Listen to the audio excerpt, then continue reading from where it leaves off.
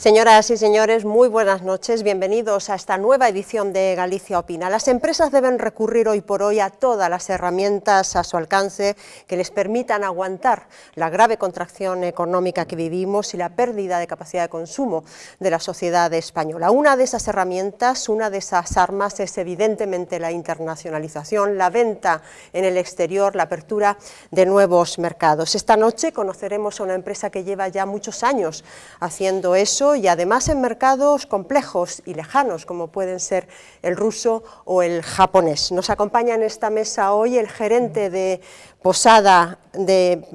gerente de la empresa Posada Marrón Glacé. Buenas noches, señor José Posada. Hola, buenas Encantada noches. De tenerle con nosotros Igualmente, en esta mesa. un placer para mí estar aquí con vosotros. Y como siempre nos acompañan 4 colaboradores. Está a su lado María Méndez, periodista, comentarista política, analista económica también. María, buenas noches, ¿qué tal estás? Buenas noches, gracias Carla. ¿Y tú mejor? Yo mejor, con menos dolor. Nos alegramos. Gracias. Al otro extremo de la mesa, Manolo Fraga, también colaborador casi habitual de Galicia Opina. Buenas noches, bienvenido, Manolo. Buenas noches, hola, ¿Cómo Carla. estás? Muy bien, ¿y tú? Bien, mejor. Okay. A su lado, el subdirector del periódico El Correo Gallego, Caetano Díaz. ¿Qué tal? Buenas noches otra vez, Caetano. Moi boas noites e moi felices de que vayas mellorando. Gracias. Y tenemos una nueva colaboradora que se suma al grupo de Galicia Opina, es Maite Cancelo. Buenas noches, Maite. Maite es profesora en la Facultad de Ciencias Económicas, profesora de Economía Aplicada, pero también ha sido decana de la facultad. ¿No es así? Bienvenida, Maite. Hola, muchas gracias. Señor Posada, es usted licenciado en Económicas por la Universidad Complutense de Madrid. Tiene usted una formación de posgrado en Comercio Exterior. Su empresa es una empresa familiar, Posada Marrón Glacé es una empresa familiar que lleva en el mercado casi medio siglo o poco más, y que si bien cuenta con un catálogo de productos ahora diversificado, el producto estrella, digamos, está basado, el modelo de negocio está basado en un producto típicamente gallego, como es la castaña. ¿Cómo se consigue crear una marca como Marrón Glacé? Vamos a ver, el tema del marrón glacé empezó como muchos otros productos que ocurren en este país.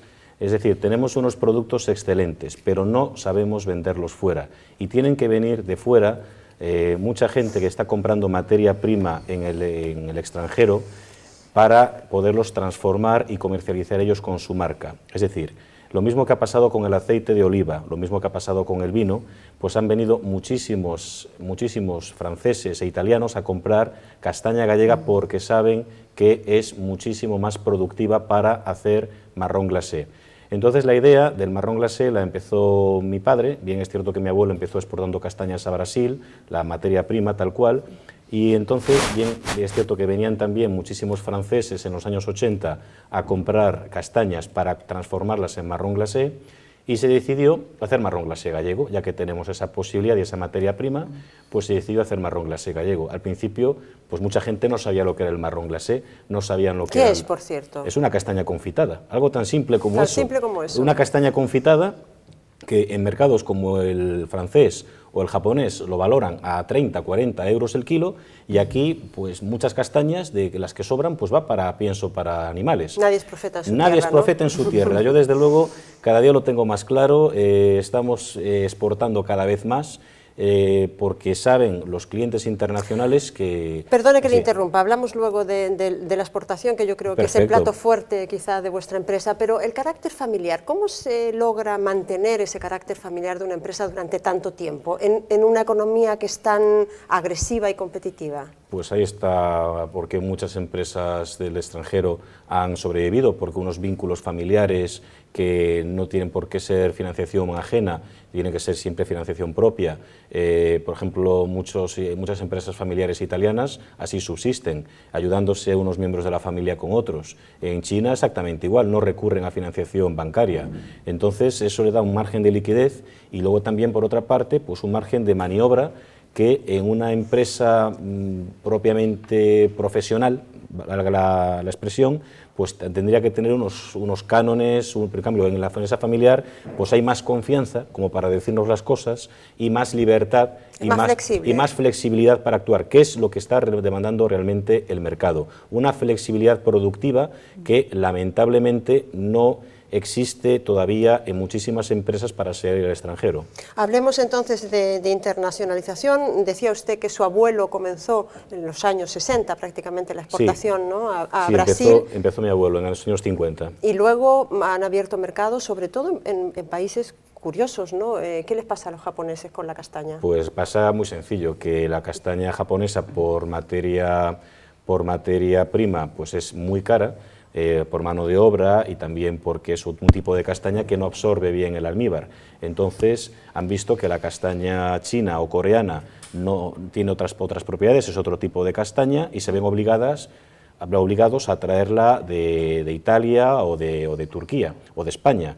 Entonces, por eso mismo traen grandes cantidades de castaña congelada europea, porque sabe que absorbe mejor el almíbar. Entonces, ¿qué ha pasado en Japón? Que muchas empresas francesas e italianas ya están establecidas allí desde hace muchísimo tiempo. ¿Qué está ocurriendo ahora? Pues que se dan cuenta de que los franceses y los italianos se nutren de esas castañas españolas y están poco a poco acercándose a España. Por eso mismo, la imagen que tenemos que dar de país es fundamental. Entonces, por eso mismo también la imagen de promoción de la castaña debe ser imprescindible, y cosa que no se está haciendo en la actualidad. ¿Usted diría entonces que su empresa, la empresa familiar, es una empresa cuyo mercado privilegiado, digamos, es el mercado internacional, no es España? Sin lugar a dudas. ¿Qué porcentaje de ahora mercado mismo tienen? estamos 70 exportación, 30% España. ¿Y por qué en España no funciona tan bien como Primero, porque es un producto que no se conoce. No se conoce, nadie sabe lo que es un producto raro, es un producto prescindible en las cestas de Navidad, es un producto que suena como si fuera el chocolate, lo asocian muchísima gente al chocolate, lo asocian como un producto caro, lo asocian a chocolates que venden en los supermercados, luego también pues tampoco tienen una imagen de un producto de exclusividad y por eso mismo no hay esa demanda de marrón glacé. Poco a poco se empieza a fomentar la cultura de la castaña pues con cocineros y con presentaciones en clubes del gourmet. A mí me va a pasar una anécdota muy curiosa y es que me han pedido harina de castaña porque una empresa de delicatessen de Orense, porque lo han visto que en Japón están realizando un plato con harina de castaña y que vale para celíacos y resulta que les interesa muchísimo la harina de castaña. Oiga, pues yo llevo vendiendo harina de castaña en Japón toda la vida y no será porque no haya hecho oferta y que tengan que venir de fuera a decirnos cómo tenemos que producir. Oiga, pues se lleva vendiendo y lo tenemos aquí al lado. Pues no lo sabemos valorar, nunca. Y eso es un problema cultural. Sí, ni más ni menos. Supongo que tampoco escaparán ustedes a la crisis que afecta a todo el mundo. ¿Es más difícil exportar en momentos de crisis? Es difícil exportar si no hay una financiación adecuada. Ahora el problema que están teniendo muchas empresas es que quiero exportar, pero el banco no da la financiación para poder comprar los insumos necesarios de cara a la exportación. Por eso mismo yo quiero comprar castañas para transformarlas en marrón glacé, venderlas con crédito documentario a un cliente japonés, pero mientras me paga el cliente japonés, pues yo tengo necesidad de una liquidez. El problema es básicamente liquidez, como pasa en todas las empresas, y las empresas de castaña no son exentas a ese tipo de riesgos. Por eso mismo la financiación bancaria se hace fundamental y excuso decir las facilidades ahora que existen, que son muy limitadas. Bien es cierto que hay determinadas entidades que no están tan apalancadas con el ladrillo, como Caja Rural, por ejemplo, que está curiosamente apostando bastante por los productos autóctonos y están financiando a estas empresas de alimentación y productos autóctonos gallegos. Ahí sí que se nota una pequeña diferencia. Además de la financiación, ¿qué otras herramientas necesitarían ustedes para exportar mejor? Pues básicamente encontrar a personal cualificado. El tema del inglés, yo estoy ya prácticamente cansado de hacer entrevistas o de ver unos currículos relativamente buenos, pero cuyo nivel de inglés es bastante deplorable. Luego también flexibilidad a la hora de coger el avión, irte a una feria, estar 4 días, o que mañana tienes que ir a una misión comercial y y no están lo suficientemente preparados. ¿Qué quiere decir? ¿Que no tenemos una cultura no hay una emprendedora de cultura disponibilidad? emprendedora, no hay una cultura proactiva, no hay una cultura de idiomas, no hay una cultura de que, por ejemplo, en un país determinado quieren el marrón glacé con menos azúcar, en otro país quieren la castaña cortada con unas formas determinadas, en otro país quieren un montón de papeles que hay que preparar y que tienes que tramitarlos. Cada país es un mundo y esa adaptación y esa flexibilidad productiva es fundamental. No puedes hacer un mismo producto estándar para todos los países, tienes que tener una flexibilidad conforme a lo que está pidiendo el cliente. A mí me han pedido marrón glacé con menos azúcar, me están pidiendo castaña pelada congelada en doble bolsa y en hielo seco, me están pidiendo crema de castaña ecológica, me están pidiendo un montón de productos que tengo que adaptarme porque es la legislación, y si no me adapto, pues no me compran el producto, y si no me compran el producto no lo cobro, y si no cobro no puedo pagar mis gastos. Yo creo que es fácil de entender, y si yo no sé inglés, pues ¿cómo voy a vender el producto fuera? Pues es fácil lo que hay que hacer, y creo que es una realidad que está ahí, pues mucha gente no acaba de entenderlo todavía. Abrimos, si le parece, un turno de preguntas No hay a mis ningún compañeros. problema. María, adelante. Sí, señor Posada, usted acaba de hacer, en fin, de hacer ver todas las excelencias que tiene el mantenimiento en la composición familiar del capital, ¿no? Como la capacidad de financiarse, la flexibilidad interna, etcétera. Pero lo cierto es que, según las estadísticas, más del 60% de las empresas desaparecen en la cuarta generación. Sí. Y también sé, por otro lado, que ustedes han tenido pretendientes para acometer ese desarrollos futuros, un poco cara a, digamos, a diversificar o a incrementar presencias en otros mercados, etcétera. ¿Qué dice usted de todo esto? ¿Que la vocación es mantenerse en solitario, es aunarse, buscar socios? De momento es mantenernos si podemos aguantar con nuestros propios medios, y no buscamos un crecimiento exponencial. Es que mucha gente se confunde con el tema de la facturación. Yo voy a crecer si facturo más. No, yo voy a crecer si mantengo una estrategia continuada y puedo mantener unos mercados determinados. Por ejemplo, si hay un cliente japonés que me está pidiendo menos precio y yo con esto fidelizo al cliente, pues sé que lo voy a tener para bastantes años, y a pesar de que venga otra persona con una oferta aparentemente mejor en precio, pues sé que este cliente japonés puede confiar en mí. Y entonces, de momento, lo que estamos pretendiendo es mantenernos por nuestros propios medios, y siempre y cuando, pues, mientras podamos, porque evidentemente estamos en una situación que excuso decir que es una crisis tremenda para todas las empresas, y el que diga que está exento de la crisis está mintiendo. Nos afecta a todos, y lo que se trata es de arrimar todos el hombro. Hemos tenido que hacer ampliaciones de capital, lo está ahí registrado, hemos tenido que abrir nuevos mercados, yo he tenido que viajar muchísimo más. Por cierto, no puedo delegar de momento en nadie que pueda suplirme para ir a ferias internacionales o que pueda defender nuestra empresa en una feria. De momento no lo he encontrado, hay una falta de idiomas, de predisposición, de falta de flexibilidad a la hora de acometer una tarea. No tenemos todavía esa persona, es un problema que estamos encontrando en muchas empresas, y por eso mismo de momento queremos valernos por nuestras propias fuerzas, aunque sabemos que estamos abiertos a cualquier tipo de... Pero no se han visto tentados a admitir ninguna de esas propuestas. No, de momento no. De momento lo más vale ser cabeza de ratón que cola de león. Manolo, adelante. Señor Posada, yo voy a ser mucho más divulgativo. ¿En qué medida, más cultural quiero decir, en qué medida el dominio del ruso y del japonés que usted tiene le permite, pues en sintonía con lo que decía en relación con el inglés, profundizar en esa internacionalización o abrir o mejorar la facturación en esos, pero de manera efectiva? Mira, el tema del ruso, del japonés o de saber un idioma determinado es más bien cultural. Estamos hablando de mercados donde mucha gente se confunde de que por el hecho de tener una tienda virtual en varios idiomas piensa que ya va a vender en esos mercados. Estamos hablando de que tienes que conocer personalmente a esa persona, porque las relaciones son distintas. El consumidor japonés tiene un montón de pretendientes y se va a quedar con quien, primero, hable su lengua, con quien lo entienda culturalmente. No se trata de saber una lengua a nivel académico, se trata de entender su lengua, se trata de entender su filosofía, y eso se aprende con su lengua, y saber entenderse con el cliente japonés. Yo un ejemplo, por ejemplo, parece una tontería, pero me pasó cuando estaba viviendo en Japón. Un producto, cuando trabajaba allí, un producto de lujo, que vendíamos a 490.000 yenes. Y nos dice el cliente japonés, a ese precio no lo van a poder vender. Claro, lógico, porque es un precio muy caro. No, hay que venderlo a 500.000.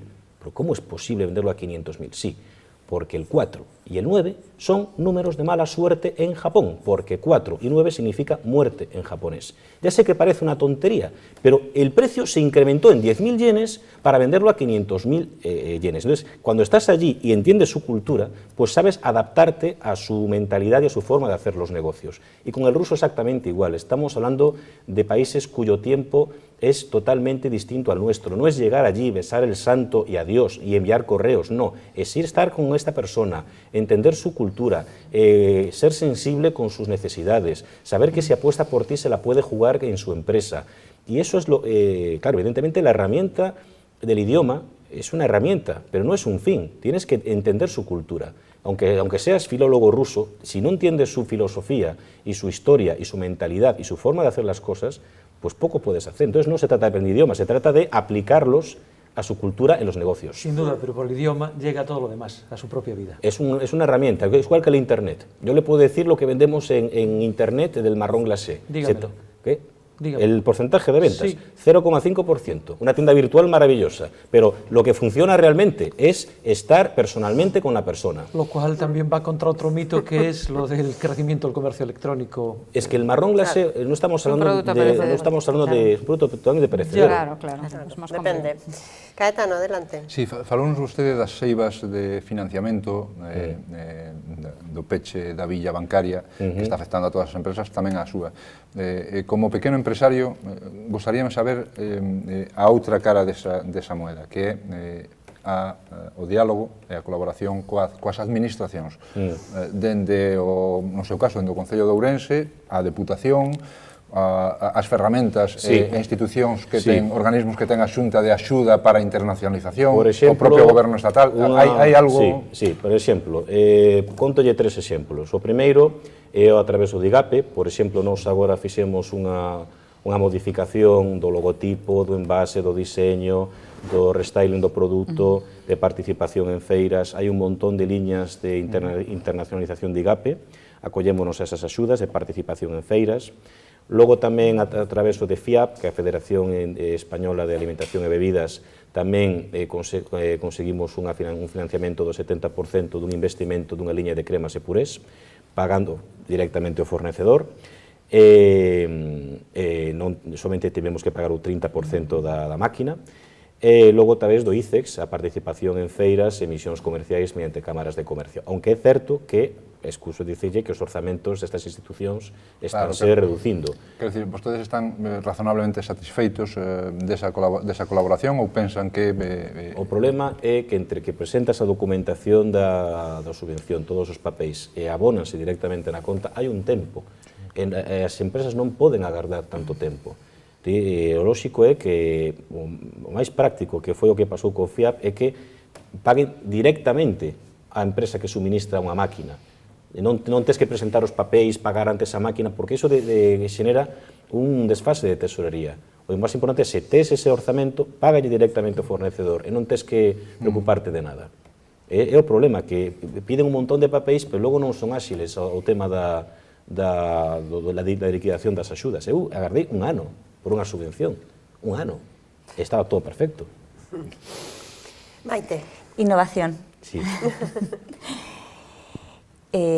Yo sabiendo en la página web todo lo que es la presentación de la empresa, e incluso viendo en la página del IES, como te comentaba antes, que está la empresa pues como uno de los casos prácticos que se explican los estudiantes del máster de una institución tan prestigiosa como es el IES, de una escuela de negocios, me llama la atención que el tema de la innovación no la resaltáis, y en cambio yo veo que es muy importante, o por lo menos es una empresa que empieza con castañas, y sí es cierto que la castaña es uno de los productos principales, pero incluso hablando de castaña y hablando incluso del propio marrón glacé, es que estáis teniendo una diversificación del producto que a mí me parece muy interesante, una ampliación tanto en la gama de marrón glacé el marrón, que yo no los conocía, por cierto, y ahora ya los voy a comprar, el marrón glacé. Pues ahora lo vas a degustar. Al brandy y el de chocolate, que me pareció genial porque a mí me encanta la castaña con chocolate. Y dije, ah, mira, pues sí, a alguien se le ocurrió, que esa combinación es estupenda.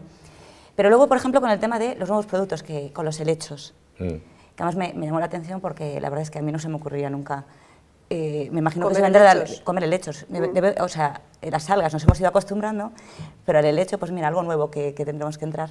Entonces me llamó la atención, porque sí se está estáis teniendo una gran innovación, ya digo, en diversificación en cuanto a productos distintos y luego dentro del mismo producto, pues distintas gamas, ¿no?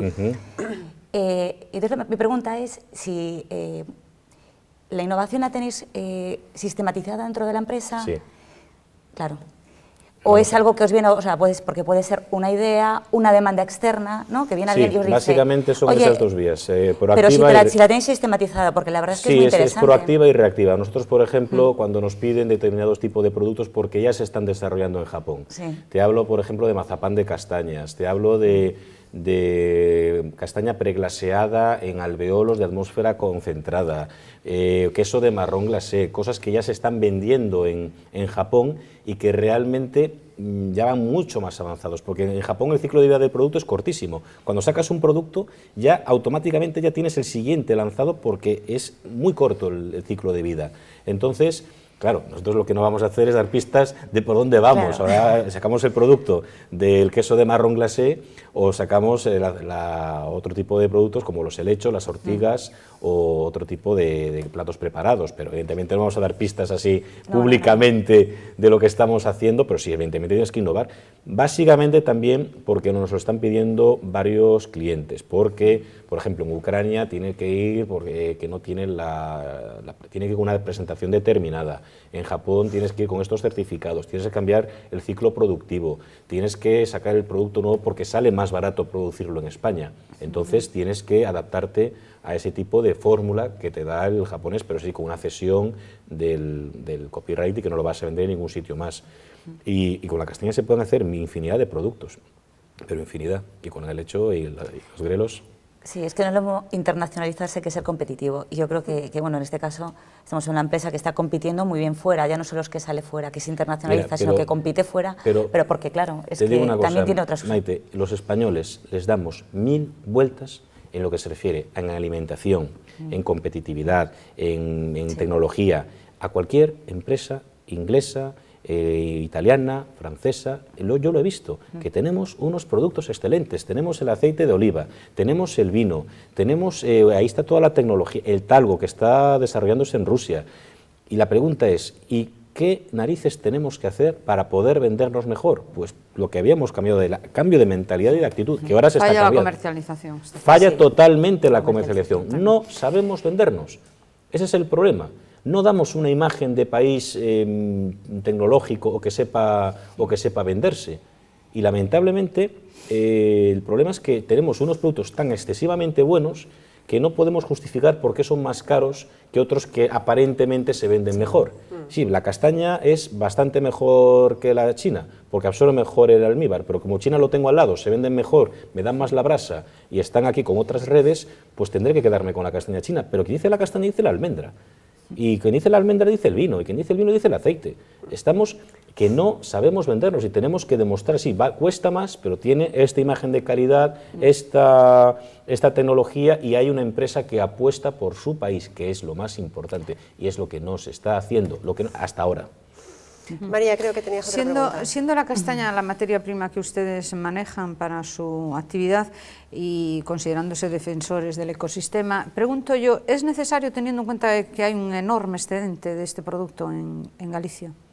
Pues no sé qué excedente es ese. Yo lo que sé es que este año han venido los italianos y han arrasado con toda la cosecha, porque no ha habido cosecha en Italia, y luego están utilizando la castaña. Como algo puntual, habitualmente no ocurre eso, ¿no? Pues cada vez hay más demanda de castaña, y eso es algo positivo porque van a provocar que la gente cultive más los castaños y va a provocar que, oye, pues esto se está vendiendo fuera y se está vendiendo relativamente bien. Entonces, la verdad es que se trata de potenciar más nuestros propios cultivos, en vez de plantar tanto eucalipto, pues que planten castaños, porque es un árbol que a los 5 años ya es rentable, ya da frutos. Y entonces no hace falta tanto el tema ecológico. El tema ecológico se trata de cultivar flora autóctona, pero no se trata de que tenga un producto ecológico. Sinceramente, el tema ecológico es otro mito, en mi opinión, que sí, efectivamente es un producto natural, pero la verdad es que no tiene unas políticas comerciales todavía, en mi opinión, muy desarrolladas. Sí es cierto que estamos en la Indicación Geográfica Protegida Castañas de Galicia, en el Consejo Regulador de Agricultura Ecológica de Galicia, en el tema de ISO 14000 para digamos, minimizar el impacto medioambiental, pero a pesar de que eso es un buen argumento de venta, es puro marketing, en nuestra opinión, porque han venido inspecciones, hemos tenido inspecciones de kosher, de la halal, de un montón de inspecciones, y han pasado absolutamente todas. Entonces, más ecológico que eso, imposible. Ya, pero digo que usted animaría entonces a hacer una mayor explotación de castaños Sin en lugar a Galicia dudas, para... sin lugar a dudas, y es un producto altamente rentable, si se sabe tratar y sobre todo si se sabe vender. ¿Un nuevo sector estratégico? Sí. En Francia. Sin embargo, se lleva produciendo castaña pues o generando Francia, castaña. En Francia están desarrollándose con el tema de la castaña muchos años, y en la zona del Ardèche, ahí donde está toda la zona de producción de marrón glacé, y lleva varios años, y lo mismo en Marradi, en Italia. Ustedes forman parte del clúster de la alimentación Sí, de que Galicia. por cierto hoy les han dado el premio bronce de los mejores clústeres de Europa. ¿Es un tipo de organización que Sí. beneficia a la empresa porque familiar como la sí, suya? porque nos ha contribuido a que muchas empresas de alimentación generen sinergias, creemos una presión sobre las instituciones y administraciones para el tema de ayudas, y tercero, a la hora de participar en ferias, pues minimiza el coste de participación. Bien, señor Posada, le agradezco muchísimo haber respondido a nuestras preguntas. Vamos a hacer una pequeña pausa para probar, a ver si nos da tiempo a probar, si no al final del programa, a endulzarnos un poco el panorama con uno de sus marrón glacé. Pues muchísimas gracias. Ahora, si le quieren. deseo pues un feliz inicio de año, que vendan mucho, ya sea en Japón, o en Moscú o donde quiera, o incluso aquí en Galicia también, ¿por qué no? Ojalá. Estaría bien, siendo un producto autóctono, que sea tan poco que conocido se promocionara. en Galicia, es un poco extraño después de tantos años también. No, yo Pues el marrón será glacé por lo falta conocía, al brandy era la diferencia. Por falta de promoción no será. El marrón glacé sí, hombre. Tú no conocías ahora, al la brandy, la diversificación, diversificación. ¿no? Sí. Bueno, señor Posada, muchísimas gracias y muy buenas noches. Pues gracias a vosotros. No se vayan ustedes, hacemos eso, una pequeñita pausa para probarlos y volvemos ahora mismo. Hasta ahora.